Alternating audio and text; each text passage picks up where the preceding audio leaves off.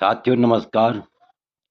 आज का वीडियो का मुख्य विषय है कि प्राचीन काल में लग्न देखने की कौन सी विधि थी, या यूं कहें कि बिना पंचांग देखे वैदिक ज्योतिषी के अनुसार लग्न कैसे ज्ञात किया जाता है, या यूं कहें जब पंचांग की व्यवस्था नहीं थी, पंचांग का अभाव था, तो ऐसी स्थिति में प्राचीन ज्योतिषी लग्न मालूम कैसे करते थे, या आप यूं भी कह सकते हैं कौन सा लग्न, कौन से लग्न में कितनी घटी और कितने पल होते हैं। ध्यान से देखिए, आज का मुख्य विषय है कि बिना पंचांग देखे वैदिक ज्योतिषों के अनुसार लग्न ज्ञात कैसे किया जाता था, या यूं कहें पंचांग की व्यवस्था जब नहीं थी तब ज्योतिषी लोग लग्न मालूम कैसे करते थे, या यूं कहें कि कौन सा लग्न कितनी घटी और कितने पल का होता है।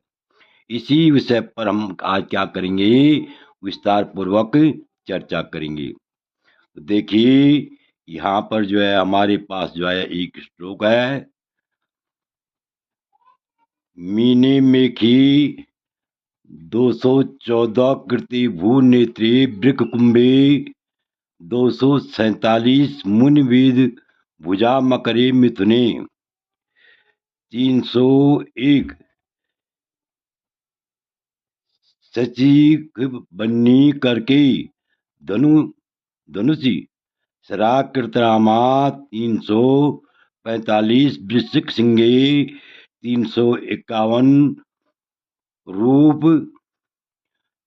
सराग्नि कन्या तुले 342 भुजवेद गुणा। तो ये जो है इसका एक श्लोक और भी मिलता है कि मीने मेखी त्रयो घटिका चत्वारो वृक कुम्भयो मकरे मीने मिथुने पंच अन्य लग्न खटे खटे।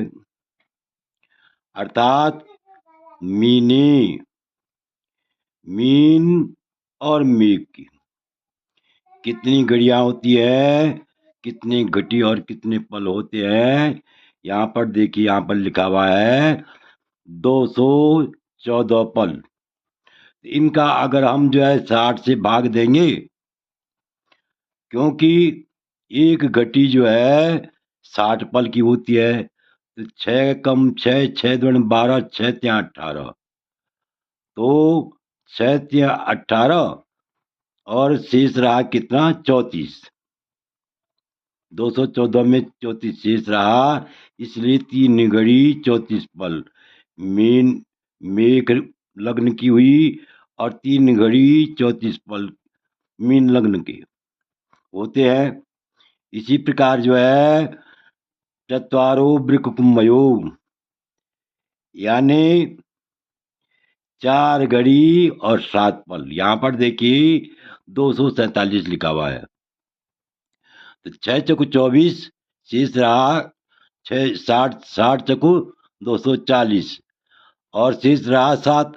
तो यहाँ पर जो है 4 घड़ी 7 पल किसके हुए, यानी वृक कुंभे, वृक और कुंभ लग्न की, वृक और कुंभ लग्न की 4 घड़ी और 7 पल होते हैं। और मकरे मीने मिथुने पंच, मकर और मीन की 5 घड़ी और 5 घड़ी और 45 पल होते हैं। यहाँ पर देखिए 5 घड़ी 45 पल कैसे हुए, 6 पंजा 30 60 60 पंजा 300 और 45 शेष रहा, इसलिए जो है 5 घड़ी और 45 पल हुए। किसके? मिथुन लग्न के और मकर लग्न के। और अन्य लग्न खटे खटे। जो ये 6 लग्न बाकी हैं, ये जो है 6 लग्न जो है 6 घड़ी के होते हैं। तो यहाँ पर देखिए अन्य घड़ी घटी यानी 351। तो 351 में कितना हुआ? यानी वृश्चिक और सिंह। सिंह में और यानी कर्क, कर्क और धनु में 345 हुई। 345 अर्थात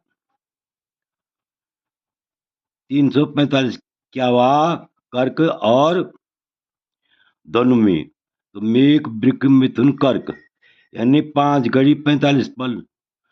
इसमें हुए किसमें? कर्क में। और 5 घड़ी 45 पल किसमें हुए? धनु में हुए। और इसी प्रकार जो है यानी अगला लग्न होगा सिंह का। सिंह में जो है 5 घड़ी और 42 पल। और इधर जो है वृश्चिक में भी जो है 5 घड़ी और 42 पल। 42 पल। और आगे देखिए यानी आगे देखिए कन्या तुली, कन्या और तुला में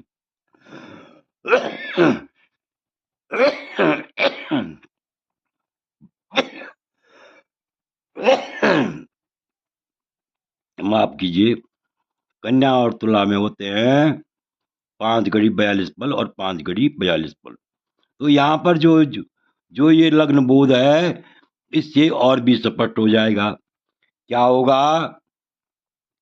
यानी मेष लग्न में और मीन लग्न में 3 घड़ी 34 पल मेष लग्न में होते हैं और 3 घड़ी 34 पल जो है मीन लग्न में होते हैं। वृक लग्न में जो है 4 घड़ी और 7 पल होते हैं और इधर जो है 4 घड़ी 7 पल कुंभ लग्न में होते हैं। इसी प्रकार मिथुन लग्न में 5 घड़ी और 1 पल। और इधर जो है मकर लग्न में भी 5 घड़ी 1 पल होता है। और इसी प्रकार जो है कर्क लग्न में जो है 5 घड़ी और 45 पल। यहाँ भी जो है 5 घड़ी और 45 पल होते हैं। इसी प्रकार सिंह लग्न में 5 घड़ी 42 पल होते हैं।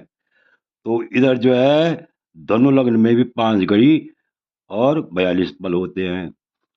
और इधर जो है कन्या और तुला लग्न में 5 घड़ी 42 पल होते हैं और 5 घड़ी 42 पल होते हैं।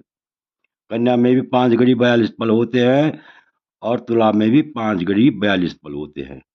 इस प्रकार आप समझ गए होंगे कि प्राचीन काल में जो है बिना पंचांग देखे हुए लग्न को का ज्ञात इस प्रकार किया जाता था। लग्न मालूम इस प्रकार से किया जाता था।